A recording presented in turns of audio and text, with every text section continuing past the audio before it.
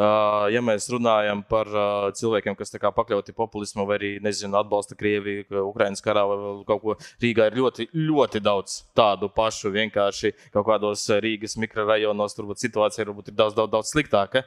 Burvīgs piemērs Rosļikova partija un stabilitātei. Kā viņi startēja Saeimas vēlēšanās un kāpēc viņam tā sanāca, jo viņi tieši seko tendencēm pat tik primitīvā lieta kā TikToks.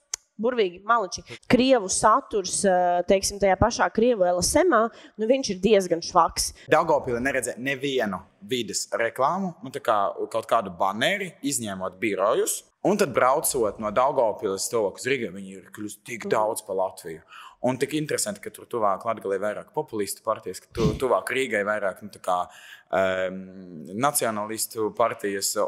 Jā, bet kopumā viņi ir tik daudz. Un šeit vispār nav. Šeit it kā neeksistē tas Eiropas parlamenta vēlēšanas Daugavpilī.